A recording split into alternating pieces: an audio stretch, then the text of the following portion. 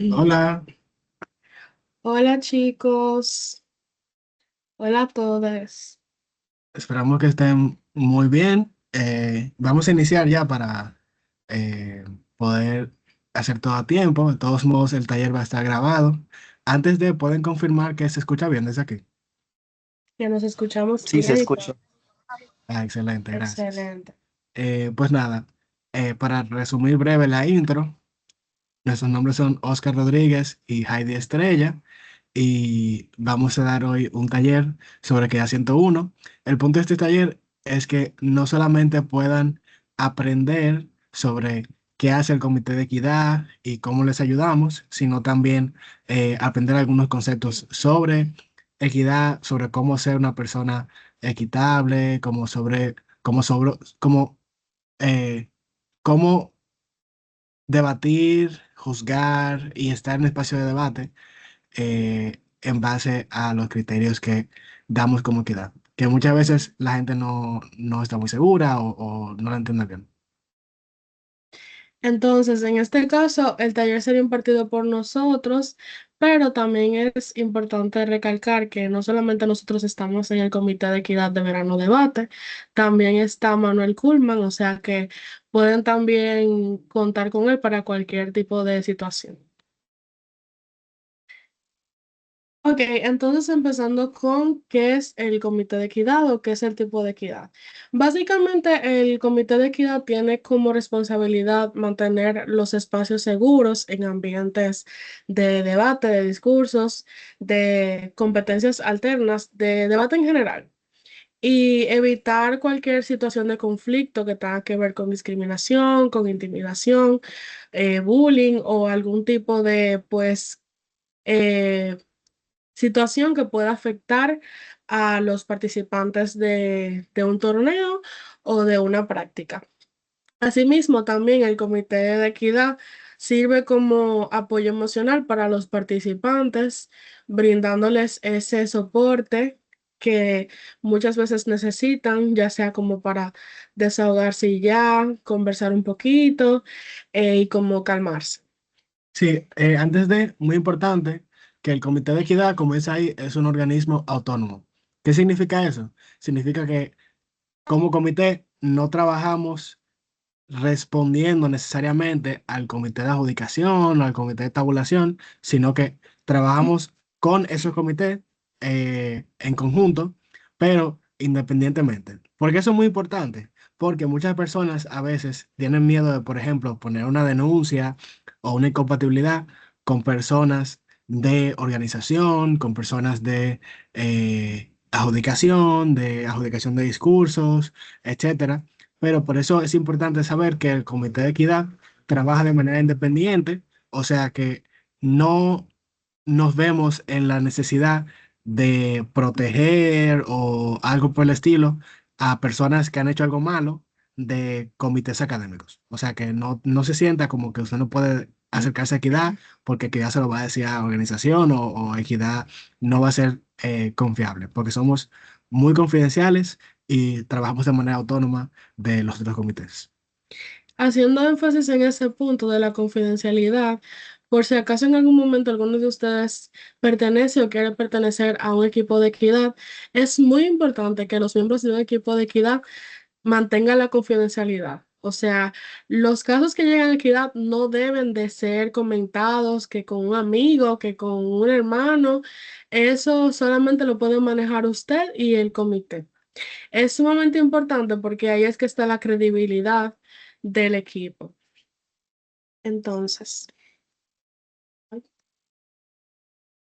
ok, ay, ok, aquí ya sí. Ah, ok, entonces, ajá. Dentro de las funciones del Comité de Equidad, tenemos unas cuantas, por ejemplo, gestionar todo tipo de incompatibilidad objetiva y subjetiva. Si usted no sabe qué es eso, no se preocupe, que vamos a explicar un poco después. Gestionar denuncias y quejas, revisar las mociones, dígase cuando el equipo de adjudicación o cuando el equipo de adjudicación de discursos, en caso de que sean las dinámicas, antes de lanzar esas mociones o esas dinámicas, ese equipo la pasa por Equidad solamente para que Equidad confirme que de verdad son mociones o son dinámicas que no atentan contra la seguridad de cada persona participante, que son dinámicas eh, que no van a causar problemas morales o en términos como de equidad. Aparte de eso, también revisamos los draws y específicamente revisamos los draws o enfrentamientos para asegurarnos de que no haya incompatibilidades en la sala. Dígase que si yo y Heidi, por ejemplo, no podemos estar en la misma sala por algún tipo de incompatibilidad subjetiva u objetiva, pues entonces que de verdad eso se cumpla. Y también para garantizar que dentro de la medida de lo posible, los paneles sean diversos. Dígase de que los paneles no sean solamente, por ejemplo, un grupo de cuatro hombres, sino que pueda haber, por ejemplo, diversidad quizás de género o diversidad de instituciones o diversidad de identidades. Aparte de eso, también revisamos las canciones que se usan en las rondas, solamente para verificar que sean canciones que de verdad no atenten contra atributos protegidos de otras personas. Por otra parte, se revisa el examen de adjudicación. Esto es para chequear, por ejemplo, que se haga en lenguaje inclusivo y que esté hecho dentro de los requerimientos del protocolo de equidad, que lo vamos a ver más adelante. También esta es como para mí la parte más bonita de ser equidad. Ser apoyo emocional para los participantes es algo que pasa mucho, que los participantes se estresan, se ponen ansiosos y entonces muchas veces equidad tiene que servir como apoyo para poder como que buscar la forma de calmarlos, hacer como ejercicios de respiración y cualquier otra herramienta que pueda como que ayudar a que la persona se tranquilice. O sea que si en algún momento en un torneo o una práctica usted se siente como un poquito estresado o lo que sea, no dude en contactarnos porque en verdad estamos ahí para eso. También realizar ajustes de necesidades especiales. eh, Por ejemplo, personas que tengan algún tipo de discapacidad o en general como personas que necesiten ciertos ajustes. Eso pasa mucho en torneos. Por ejemplo, personas que tienen discapacidad motora y quizá no pueden subir una segunda planta o personas que por algún tipo de razón necesitan ciertos requerimientos. Equidad es que se encarga de contactarse con esa persona y ayudarle a gestionar ese tipo de cosas. Y también monitoreamos la sala de debate y discursos simplemente para verificar que todo esté transcurriendo de la mejor manera posible y para percatarnos de cualquier tipo de instancia problemática.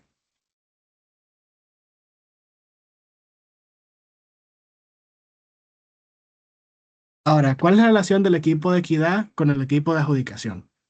Porque si bien dijimos que son equipos autónomos, también dijimos que pueden trabajar entre sí. Entonces, como mencionó Heidi, revisamos el examen de personas juezas. Eso es específicamente para garantizar que ese examen no tenga, por ejemplo, algunos... Ustedes saben que a veces los exámenes de adjudicación tienen como ejemplos de casos. Que esos ejemplos de casos no sean ejemplos con mociones o con argumentos que vulneren atributos protegidos. Asimismo, también revisamos mociones, informaciones previas, o sea, los infoslides, las canciones y todo lo que mencioné anteriormente. Además, el Comité de Equidad puede promover la formación y representación de paneles de personas juezas diversas, como mencioné anteriormente, de todo tipo. O sea, que el punto sea que ese panel de verdad pueda tener una diversidad de opiniones, una diversidad de ideas. ¿Por qué eso es muy importante? Porque uno, eso ayuda a que las debatientes se sientan mucho más en confianza y de verdad como representadas. Y también nos importa mucho porque eso también en mi opinión personal, creo que ayuda mucho a que la sala sea mucho más diversa, haya una diversidad de opiniones, y eso ayuda mucho como en general a la diversidad y a que sea mucho más enriquecedora la experiencia de juzgar. También ayuda mucho a que las personas que están debatiendo puedan como poder sentir un poco más de sentido de justicia y generar que se sientan mucho mejor. Ok, esto aplica específicamente para plataformas virtuales. Ustedes saben que en las plataformas virtuales, equidad, bueno, eso también se hace en torneos, pero específicamente para Verano Debate. Las personas juezas que vayan a ser jueces principales tienen que enviar la moción que van a utilizar en una sala a un miembro del comité de equidad mínimo una hora antes de las prácticas, para que así o yo o Oscar o Kuhlman puedan revisar esa moción y aprobarla o desaprobarla en materia de equidad.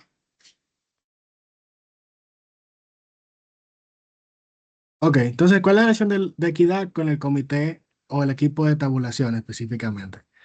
Algunas cositas. Lo más importante es con la gestión de incompatibilidades. Básicamente, las incompatibilidades, que son cuando por X o Y razón, ya sea académica o personal, dos personas no pueden estar en la misma sala. Ese tipo de gestión eh, se sube a Tavicat, o sea, se sube a la plataforma donde sale el draw y salen los puntos de orador y todo eso. Entonces, ¿por qué es muy importante la relación con el equipo de tabulación? Porque el equipo de tabulación es quien maneja Tavicat y quien nos enseña cómo hacer este tipo de gestiones y poder subir la incompatibilidad para que al momento de realizar el draw salga automáticamente como que ese match no se puede poner. Ojo, es muy importante que si bien el equipo de tabulación puede enseñarnos cómo subir las incompatibilidades. Quien las sube es el equipo de equidad. Dígase que el equipo de tabulación no sabe sobre o no le toca subir esa incompatibilidad ni gestionar ese caso. Así que no se preocupe que la confidencialidad está ahí. Simplemente es que eh, el equipo de tabulación usualmente nos da al comité de equidad una contraseña y un usuario para que podamos manejar ese sistema y podamos hacer ese tipo de gestiones independientemente.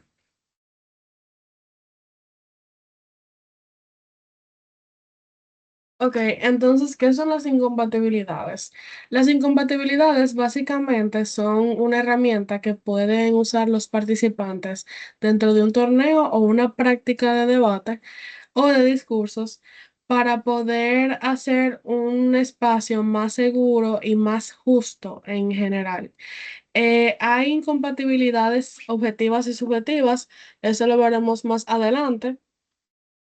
Y nosotros como equidad tenemos el deber de registrar estas incompatibilidades y de asegurarnos, como dice Oscar, de que no solamente que estén registradas en el TABI, sino también que cuando se lance, cuando se cree el draw por el equipo de, bueno, de Sí. tabulación, que estén puestas por si acaso, o sea, como que chequear Dos veces. dos veces.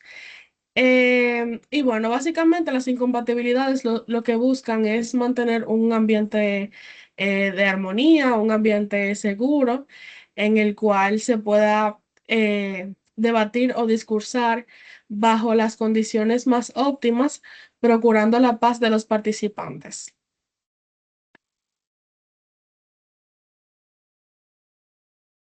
Ok, entonces, las incompatibilidades objetivas son las que se refieren a las que se tienen entre una persona debatiente y una persona jueza. Ojo, esto es específicamente en materia académica, porque mediante estas incompatibilidades se puede evitar que se produzca un sesgo a la hora de evaluar la persuasividad de los casos. Por ejemplo, ejemplos de incompatibilidades objetivas. Si yo soy coach de un equipo de debate, y yo estoy en un torneo y el equipo que yo entreno está en el torneo, no es propio ni es justo que yo adjudique a ese equipo porque aunque yo lo quiero o no, yo voy a tener un sesgo por ese equipo y puede hacer que yo le dé una preferencia a ese equipo, hasta inconscientemente. Entonces, esa sería una incompatibilidad objetiva. Otra incompatibilidad objetiva es que los jueces no deberían de evaluar a equipos de su misma institución porque por el mismo tema de que puede ocurrir un sesgo de una preferencia, aunque sea de forma inconsciente. También una persona jueza no debe adjudicar a una persona con la cual ha debatido anteriormente en más de 3 torneos. Eso de que sea en más de 3 torneos lo contempla el protocolo, pero entiendo que el torneo en sí puede también como que modificar esa parte de qué cantidad de torneos debería de ser. Sí, exactamente. Eso es un criterio que el equipo de adjudicación decide, en realidad, pero usualmente es como 3, 4, 5 torneos más de ahí. Pero repito, eso es un criterio que el equipo de adjudicación puede cambiar dependiendo del torneo y de sus opiniones. Entonces, sobre las incompatibilidades subjetivas, básicamente son situaciones previas a la ronda eh, que pueden alterar, condicionar o limitar la objetividad entre debatientes y personas juezas que no estén contempladas en las incompatibilidades subjetivas. Dígase, es cualquier tipo de conflicto o de sesgo que pueda haber ocurrido que no sea de razón académica. ¿Cuáles son algunos ejemplos comunes?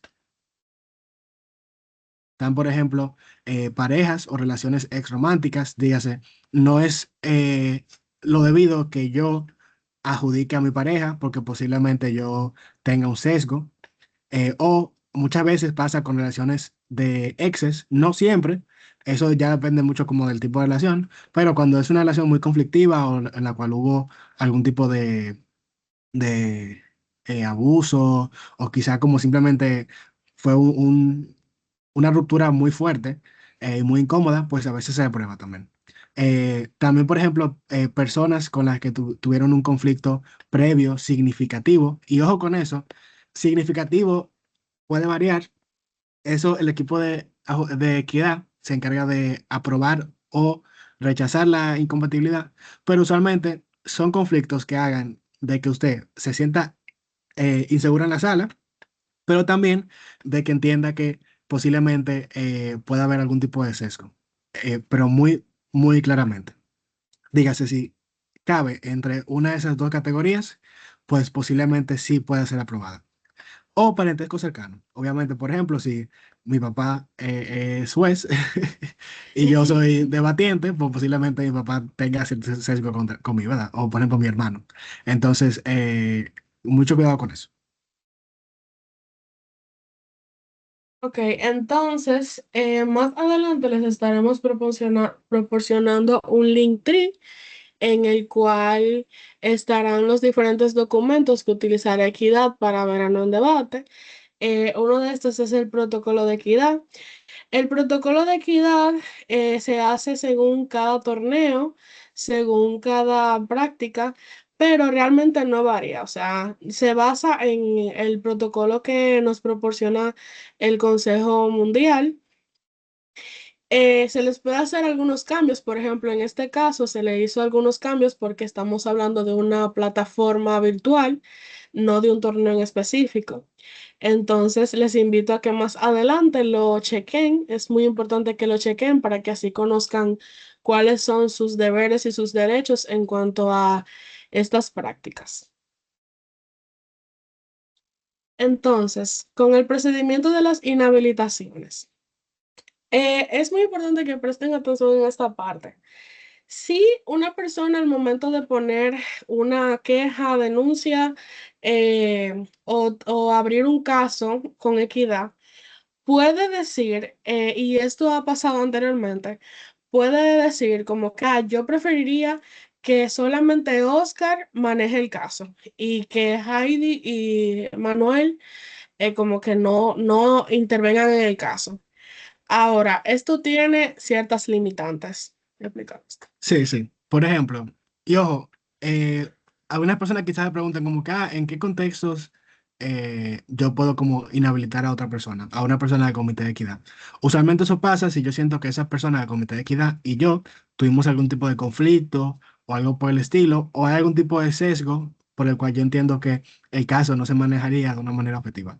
Por ejemplo, puede ser porque la gente de equidad, al fin y al cabo, somos personas, que yo y una persona que vaya a debatir en un torneo hayamos tenido un problema previo. Entonces, en ese caso, posiblemente la persona sienta la necesidad de que yo no intervenga en el caso eh, para entonces garantizar que el caso sea lo más objetivo posible.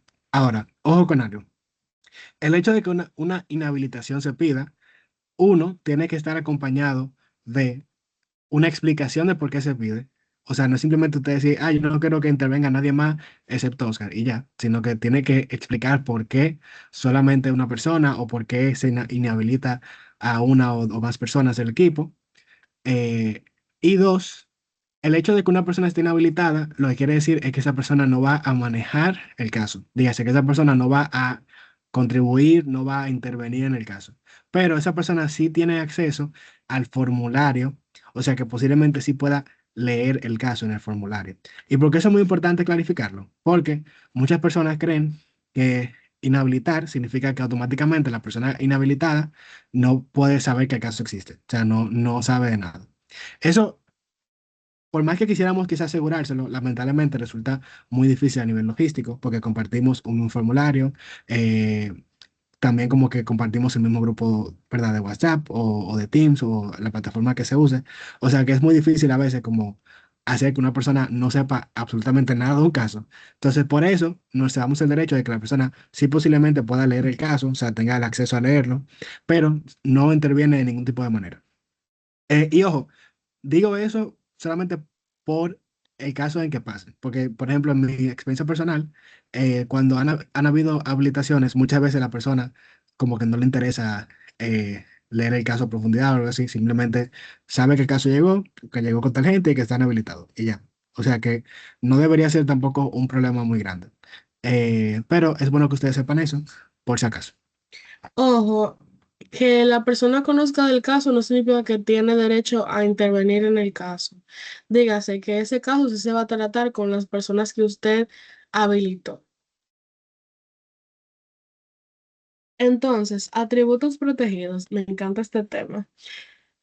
A veces nosotros escuchamos acerca de los atributos protegidos, se menciona en los manuales, se habla mucho de eso, y mucha gente cree que eso solamente tiene que ver con personas racializadas, con personas que son parte de la comunidad, pero señores, en verdad todos tenemos atributos protegidos, y es muy importante que conozcamos esos atributos protegidos para poder saber defendernos en caso de cualquier conflicto.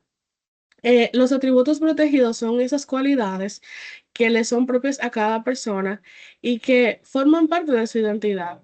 Entonces, por ello, hay que mantener un respeto hacia los atributos protegidos de cada persona.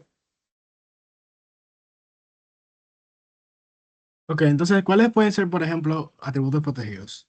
Está raza, color, ascendencia, nacionalidad, ciudad de procedencia, origen étnico o etno religioso, dígase cualquier tipo de cosa que tenga que ver con con mi etnia, perdón, o mi raza o mi nacionalidad. Aparte de eso, la identidad sexual de una persona, la orientación sexual de una persona, identidad o expresión de género, afiliaciones políticas, creencias o ideologías, afiliaciones religiosas, creencias o puntos de vista en general, como de cosmovisiones o filosóficos, estatus socioeconómico, también muy importante, y también se encuentra, por ejemplo, discapacidad, cualquier tipo de discapacidad, no importa, enfermedades de cualquier tipo, prácticas o experiencias relacionadas al ámbito sexual, embarazos o experiencias personales que tengan que ver con el aborto, por ejemplo, edad o grupo de edades, institución a la que pertenece, problemas de salud mental o relacionados al dominio psicológico, y muy importante, y la dejé para el final para explicarla, habilidad de debatir. ¿Por qué la habilidad al debatir es un atributo protegido? Porque la habilidad de debatir, uno, es algo intrínseco de cada persona, ¿verdad? Es algo muy personal, es algo que eh, hasta cierto punto no podemos como controlar al 100%, ¿verdad? Y tiene que ver mucho con cómo somos. Si yo posiblemente soy de una manera, al debatir eso tenga algún tipo de influencia. Entonces entendemos que no es válido que ninguna persona debatiente sea humillada o sea eh, minimizada o sea insultada solamente por su habilidad de debatir. Y eso tiene que ver tanto con capacidad, dígase de que yo quizá soy muy bueno debatiendo o soy muy malo, pues puede ser, o también tiene que ver con el estilo, dígase, con cómo yo debato. Muchas veces en el circuito se ha normalizado como excusar a personas que le hacen bullying a otras personas porque debaten muy rápido, porque debaten muy lento, porque debaten de una manera u otra, y eso no solamente no está bien, sino que es algo que Equidad puede intervenir y puede poner sanciones por ese tipo de acoso, ese tipo de burla. La habilidad de debatir es un atributo protegido y debería ser tratado como tal. Y también agregándole a eso, es muy lamentable ver cómo muchas personas de una forma u otra hacen críticas que no son para nada constructivas acerca de la forma de debatir de muchos participantes. O sea que para una próxima vez, si usted ha sido una persona que ha criticado eso, se ha burlado de ese tipo de atributo protegido, piénselo bien porque Equidad puede tomar medidas en cuanto a ese tipo de comportamiento y no será permitido. E igual que todos los atributos protegidos, todo lo que vimos anteriormente debe ser respetado y en caso de no ser respetado, Equidad va a tomar medidas en cuanto a la situación. Ok, entonces, conductas prohibidas. Esperamos no llegar a estos puntos, ¿verdad? Pero hay que clarificar.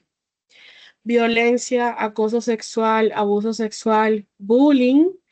Eso sí, y creo que en este caso sí sería bueno que enfaticemos en esto porque hemos sentido que dentro de los últimos meses se ha normalizado un poco el bullying, que tal vez ustedes entiendan que son comentarios como de chiste o comentarios que son como más light, pero en verdad eso es bullying. O sea, ustedes hacer algún comentario de un compañero en grupos sociales para que sepan que vamos a estar tomando medidas y hemos tomado medidas en cuanto a ese tipo de comportamiento que está completamente prohibido.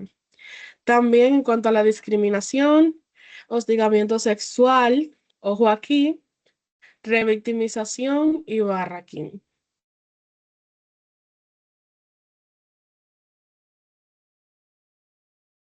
Ok, entonces esto simplemente tiene que ver con la presentación, dígase de cómo, cuando uno empieza el debate y algunas aclaraciones de parte de Equidad. Aquí dice que antes de iniciar el debate, cada persona participante será invitada por el panel de personas juezas a presentarse y mencionar su pronombre. Ojo, no es un requisito obligatorio que la persona oradora exprese sus pronombres, dígase, usted no tiene que responder, pero sí está prohibido emitir comentarios de burla o desvalidar el significado de mencionar los pronombres. Dígase, voy a dar un ejemplo muy clave que pasa muchísimo, lamentablemente, en el circuito.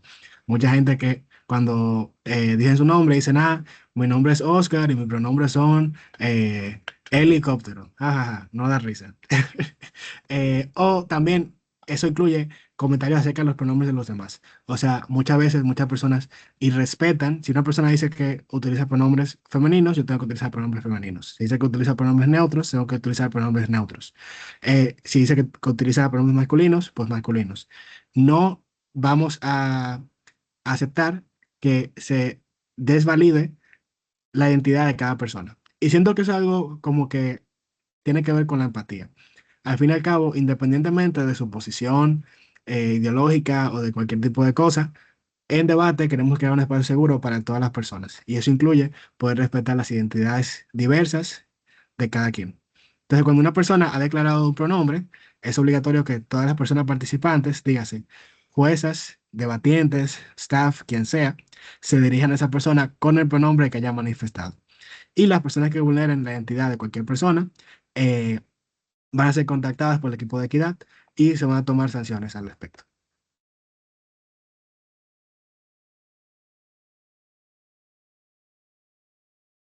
Ok, entonces con la situación con las denuncias. ¿Qué pasa? Tenemos dos tipos de denuncias. Quizás si usted tiene como, está en otro torneo, puede ser que no se divida entre denuncia formal e informal, sino denuncia y queja. Pero voy a explicar porque es lo mismo.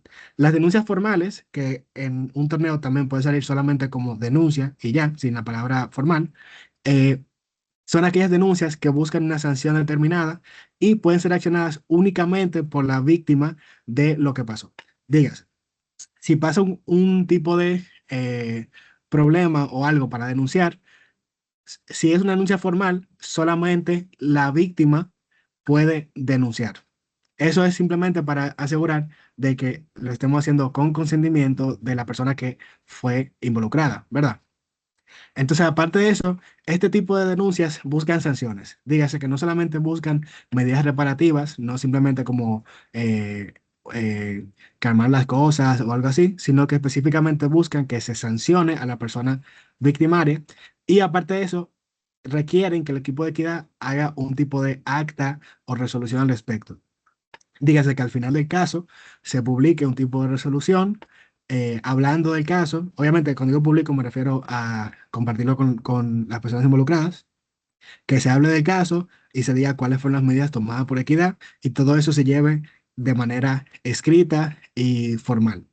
Entonces, las denuncias informales, que también pueden salir en un formulario como queja y ya, queja es una denuncia informal, son aquellas que simplemente buscan obtener medidas reparativas, más no sanciones determinadas. Por ejemplo, puede ser que se busque como que a la víctima simplemente como ayudarla a calmar, puede ser que simplemente sea un desahogo, puede ser que se busque algún tipo de mediación breve, pero no se busque una sanción como tal con la persona victimaria.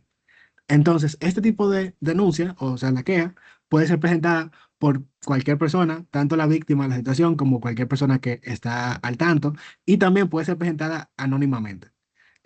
O sea, que ojo con eso. Si usted está llenando un formulario y es una denuncia informal o una queja, puede ser anónimo. No tiene que poner su nombre. Si quiere realizar una denuncia, puede contactarse con el Comité de Equidad, que estoy yo, está Heidi, está Manuel. Ahí están nuestros números. De todos modos, también estamos atentos a los chats, o sea que si en cualquier momento necesita algo, puede escribir por el chat o etiquetarnos, o puede escribirle a alguien de la organización y con gusto nos conectan con ustedes. Ojo en una cosa, en los torneos se suele hacer un formulario para las quejas y denuncias. En este caso, como estamos hablando de la plataforma virtual, sentimos que es un poquito más intuitivo y más accesible que se envíen estas quejas o denuncias por WhatsApp, pero es importante que en un torneo ustedes sí llenen el formulario y como que completen su formulario de denuncias y quejas porque en un torneo tú bueno, se puede, pero no es tan bueno que tú le escribas directamente al miembro por WhatsApp. Sí, y claro está que aunque el acercamiento inicial sea por WhatsApp, por el hecho de que obviamente como que ya con una plataforma que todos los días se debate, es difícil quizá llevar como el track de un formulario. Aún así, posiblemente le podamos pedir que llene como algún tipo que nos responda algún tipo de pregunta o que llene algo formal y la denuncia se sigue llevando como una denuncia formal, o sea que se hace un acta, se lleva el registro de todo eso, etcétera. Ok, entonces las filtraciones. Las filtraciones son las situaciones en las cuales las personas juezas se comunican con los debatientes para decir los resultados o explicar sus pensamientos u opiniones acerca de un debate en una ronda cerrada. Esto es sumamente sancionable por equidad, porque las rondas cerradas tienen que ser confidenciales. La persona jueza no debería decir speaker points, no debería decir quién quedó en primero, segundo, tercero, etcétera. Que esas son informaciones que pueden afectar de manera negativa el proceso del torneo. Son rondas cerradas por una razón. Entonces, nosotros como equidad vamos a estar atentos a este tipo de situaciones y vamos a tomar medidas con aquellas personas juezas que filtren alguna información que no se debe, pero obviamente esperamos que eso no ocurra. Sí, eso en nuestra plataforma obviamente posiblemente pase poco, porque las rondas, o sea, como de práctica son abiertas, se invita a que se den puntajes y se den feedbacks, pero pasaría más, por ejemplo, en torneos, en el torneo verano de Bade o en cualquier tipo de espacio así competitivo como tal, que tenga rondas cerradas. Ok, entonces algunos errores comunes. Eso más tiene que ver con debatir. Y simplemente vamos a hablar ahora de cómo evitar yo debatir y entonces buscarme un problema con equidad. O sea, eh, debatir de una manera poco equitativa. Primeramente, hay que evitar las generalizaciones. Las generalizaciones son comentarios que son absolutistas acerca de la cultura, el modus vivendi u otros aspectos de la vida o conducta de personas de diferentes grupos. Por ejemplo, es decir que todos los latinos son tal cosa, que las mujeres siempre prefieren tal cosa, que los hombres son así. Son generalizaciones y usualmente esto no solamente cae en muchas veces como Xenofobia. enunciados que pueden ser xenofóbicos, pueden ser misóginos o en general pueden ser como falsos, sino que incluso como de una perspectiva de adjudicación nunca aportan nada al debate, porque termina siendo como muy fácilmente tumbable, porque obviamente si algo generalizado posiblemente no sea algo de verdad como cierto o aplicable para todo el mundo. Es simplemente un estereotipo, que es lo que hablamos ahora, que son presunciones generalizadas y falsas de cómo actúan las personas simplemente por tener ciertas características. Por ejemplo, de que las personas empobrecidas son más propensas a la delincuencia, eso es algo muy común que se tiende a decir en el circuito, lamentablemente, o que los hombres sienten menos, o que los cristianos son xenofóbicos, homofóbicos, perdón. Todo ese tipo de estereotipos tienden a ser no solamente sumamente destructivos, sino que aparte de que son destructivos, repito, ni siquiera son buenos para un debate, o sea que una perspectiva de adjudicación es una mala estrategia de todos modos, pero obviamente terminan vulnerando a las personas ahí. No porque una persona sea cristiana, por ejemplo, significa que tiene que ser homofóbica, no porque alguien sea un hombre significa que tiene menos conexión con sus emociones, son estereotipos muy dañinos que terminan posiblemente vulnerando la integridad de las personas debatientes en la sala, o las personas jueces también. Y, eh, por ejemplo, el lenguaje ofensivo, muchas veces uno usa expresiones que son revictimizantes para ciertos grupos protegidos. No vamos a tolerar ningún tipo de uso de lenguaje ofensivo y palabras que no le corresponde a usted decir, entonces sea muy consciente con eso. Y aparte, ataques personales, por ejemplo, comentarios de mal gusto e innecesarios para humillar, atacar o herir a otra persona en la sala. Porque, ojo, el hecho de yo estar en contra de alguien debatiendo no significa que yo tengo que decir que esa persona fue estúpida o que su caso es estúpido o que su caso es eh, irracional. O sea, muchas veces se ha normalizado de que como supuestamente en espíritu de debate la gente tiende a ser muy cruel y ya, y muy, muy cruel y muy humillante y muy como eh, ofensiva con los demás. Y entendemos que eso no está permitido, como mencionamos anteriormente, la habilidad de debatir es un comentario, es un atributo protegido, perdón. Entonces, hacer cualquier tipo de comentario que ataque directamente a la persona y no al argumento, o incluso que ataque al argumento pero de una manera exageradamente incómoda y humillante, pues entonces también va a ser sancionado. Enfatizando en eso, no es lo mismo que usted como debatiente diga contra su cámara contraria. Siento que el argumento que trajo, por ejemplo, alta de oposición, no es productivo para este debate. Eso puede ser una frase apropiada. Usted está como de una forma u otra diciendo que está en contra, pero no lo está haciendo de forma ofensiva. Ahora, y eso lo vemos mucho ya poniéndonos del lado de la persona jueza.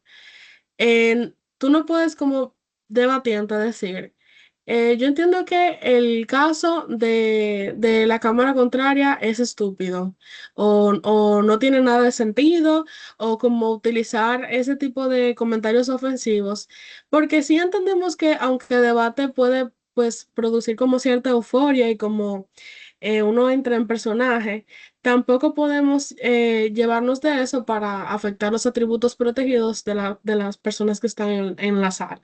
Entonces, lo mejor es evitar esa agresividad innecesaria que lamentablemente está muy normalizada en el circuito dominicano. Pero poco a poco se puede ir mejorando. Entonces, con las sanciones.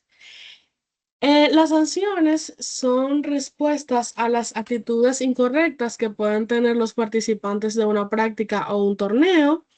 Eh, Tiene que ver con la afectación de atributos protegidos, conflictos, amenazas, cualquier tipo de afectación.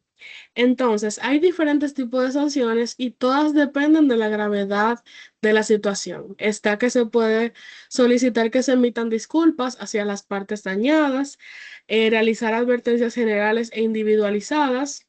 reportar la conducta a la institución de procedencia del participante, remover participantes del campeonato, remover de posiciones de autoridad y recomendar que se prohíba la participación en futuras ediciones del campeonato. La mayoría, si no todas de estas medidas se han aplicado, o sea que es muy importante que usted tenga cuidado con las acciones que vaya a llevar a cabo, porque realmente estas sanciones sí se aplican y a usted como debatiente le queda un historial que puede pues manchar, por ejemplo, si en algún momento usted quiere ser parte de un equipo de adjudicación o un equipo académico cualquiera de un torneo o de una práctica, esto puede ser una limitante de su participación por sus actitudes pasadas. Ok, entonces, ¿cómo debatir mociones con grupos protegidos? Porque pasa mucho que lamentablemente grupos protegidos como personas migrantes, personas con diversidad sexual y de género, racializadas, empobrecidas, religiosas, con discapacidad, víctimas de abuso, son personas que hay veces que nos toca debates específicamente con estos grupos, pero lamentablemente el caso, muchas personas tienden a recurrir, sobre todo en oposición, a argumentos ofensivos.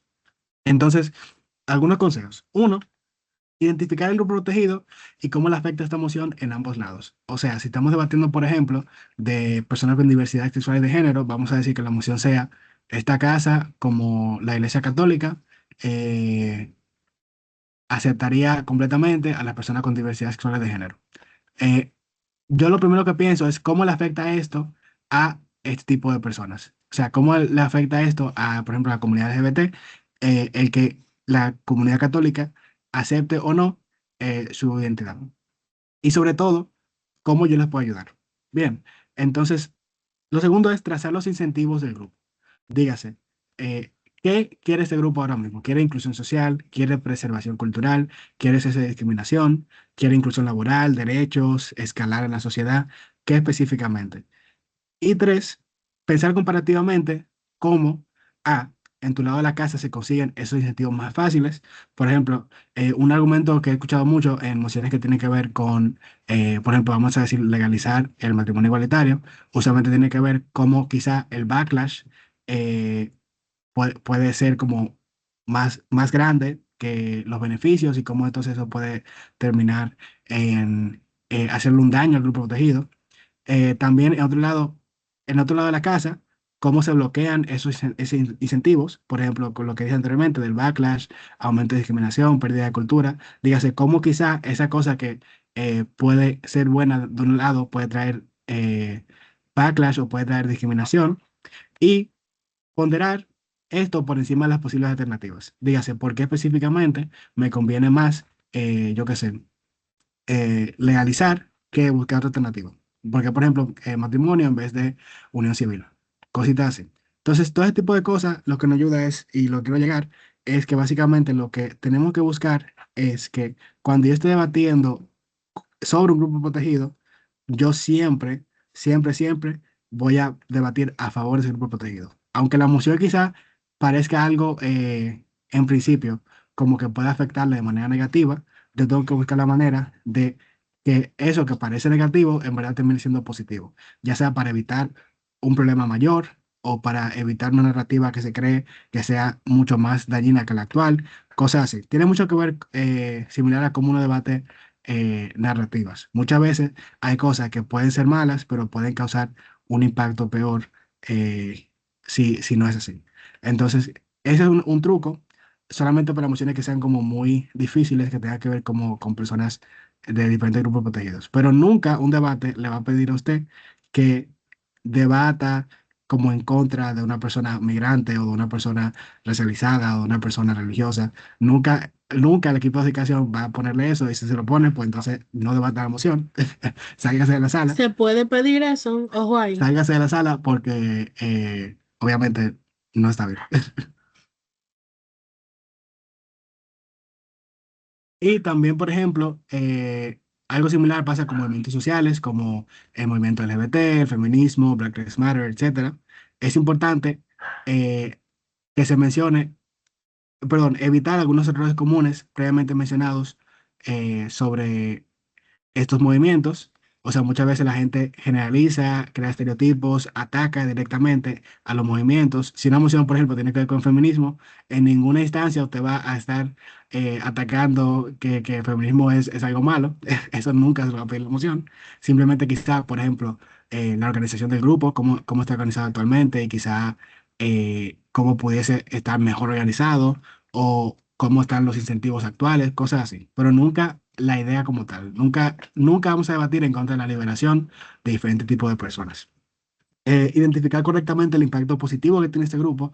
Por ejemplo, si estoy debatiendo el feminismo, yo puedo decir, mira, el feminismo ha sido esencial para lograr la igualdad de los sexos a lo largo del tiempo, pero entonces si voy a criticar, como dice el número 3, que se haga desde una perspectiva interseccional o de problemas de manejo. Por ejemplo, el feminismo es importante para lograr la igualdad, pero se ha normado por el énfasis que se ha puesto con mujeres adineradas históricamente. Quizá un problema grande del feminismo actualmente puede ser, por ejemplo, que a veces no es interseccional con personas trans, con personas racializadas, con personas empobrecidas. Ese tipo de cosas sí son cosas que uno puede criticar porque al fin y al cabo lo que uno está haciendo es buscando que se mejore el movimiento, ¿verdad? Y que más personas se beneficien de él. Entonces, así uno sí puede como tocar ese tipo de argumentos, pero nunca vamos a usar datos falsos o vamos a hablar eh, de, desde perspectivas que claramente no son productivas y no son equitativas, sino que terminan siendo eh, muy perjudiciales para estas personas que se ven beneficiadas por este tipo de movimiento. Y que muchas veces aportan a estereotipos que no son justos también. Ok, entonces, reacciones emocionales. Nosotros como equidad estamos conscientes de que con con la euforia y el trajín del debate, de que, por ejemplo, saqué un cuarto y me siento muy mal o me sentí mal adjudicado, esto puede traer como que muchas reacciones emocionales. Lo primero es, y esto lo ha mencionado mucho nuestro querido Manuel Valencia, no se puede hacer una queja o no se puede hacer como un acercamiento desde el enojo. O sea, primero usted se sienta, respira y dice, ok, ¿cómo me siento? ¿Estoy actuando desde la ira o estoy actuando desde la justicia que yo quiero que se me dé? Como que pensar bien las cosas antes de actuar. Entonces, hay diferentes ocasiones que pueden causar reacciones emocionales.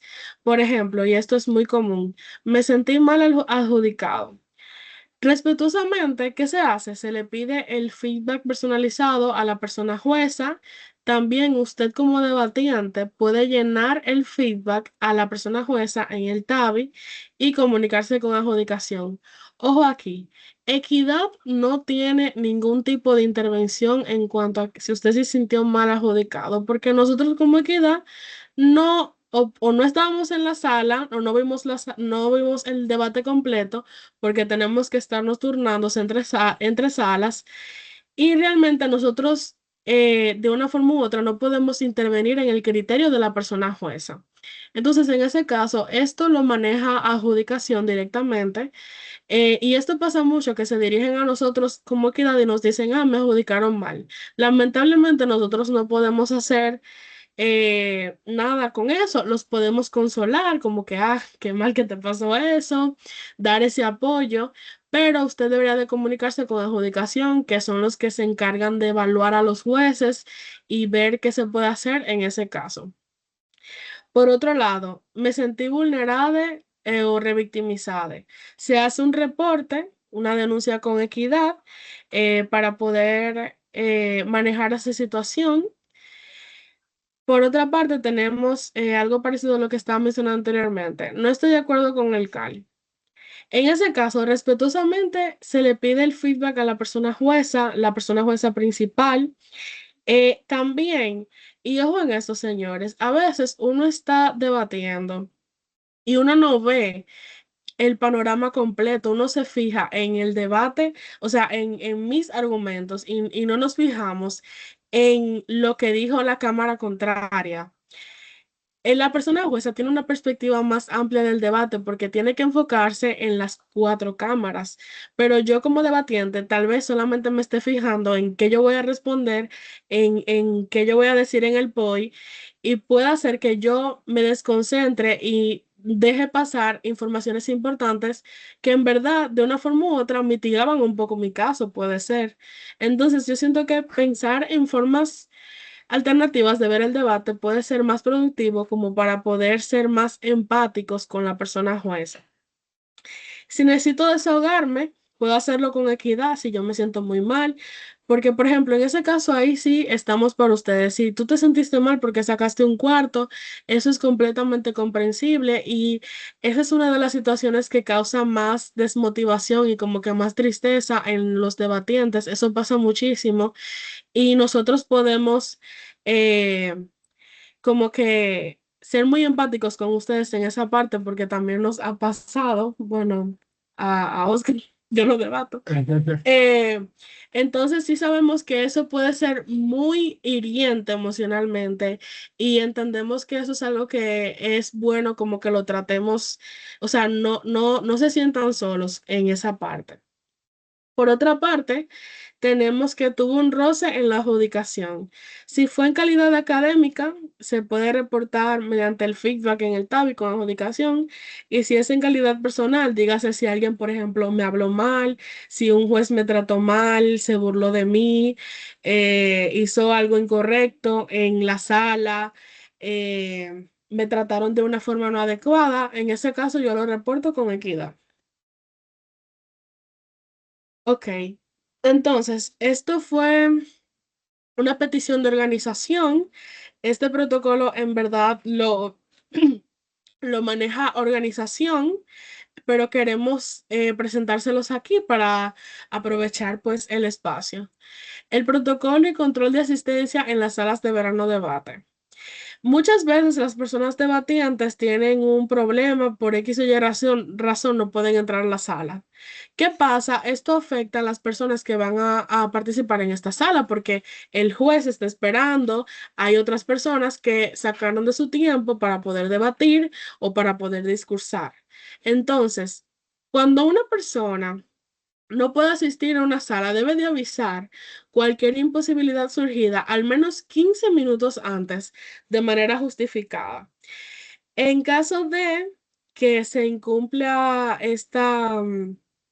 pues esta normativa, existen diferentes penalizaciones. Están las advertencias, que eso ocurre ya cuando pasa una o dos veces.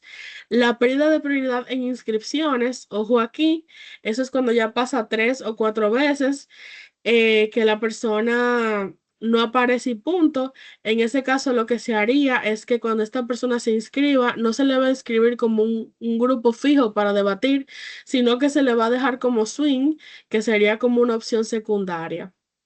Y ya si pasa múltiples veces, seis o más veces, se crearía una restricción de la participación que ya organización va a definir según sus criterios. Igualmente, el protocolo y control de asistencia será enviado por el grupo de Verano Debate para que puedan leerlo y cualquier duda, acercarse a cualquier persona de organización. Muchas gracias, chicos. Ok, ahora sí. Si tienen alguna pregunta, ok, déjame ver. Mm, ok. Déjame ver. Alguien. Ok, veo una mano levantada. ¿Sí? ¿Puedes hablar? ¿Quién tiene la mano levantada? Sí, sí, buenas noches para todos. Anteriormente usted había dicho vulnerable o victimizable. Ese vocabulario es normal, esto es actual, yo no entiendo bien eso. ¿Por qué? Sí, en los espacios de debate lo que usualmente tratamos de buscar es, por ejemplo, que haya cierto tipo de lenguaje que pueda ser incluyente. Entonces, usualmente puede ser, por ejemplo, el lenguaje inclusivo, que es así como con la E, pero también, por ejemplo, puede estar, lo que usualmente se está usando, sobre todo ahora, es poner las cosas en femenino genérico. ¿Y por qué se pone eso? Porque se asume que todo lo que va como anterior tiene la palabra personas. Por ejemplo, se dice las juezas, porque eso es como una abreviación de persona jueza.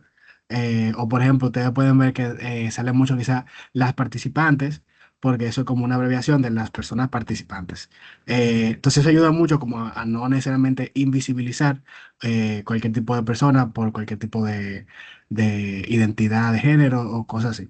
Ojo en esto, estas normativas no fueron implementadas por nosotros, eso está estandarizado bajo el Consejo Mundial, o sea, esto es algo que se utiliza en debate en español, en los diferentes torneos, en CEMUDE, o sea que eso es algo a lo que debemos de acoplarnos y si quieres saber más acerca de, puedes leer el manual que explica de forma como más detallada acerca de. Yo creo que esta pregunta de Daniel, Ajá. Daniel. Hola, ¿qué tal?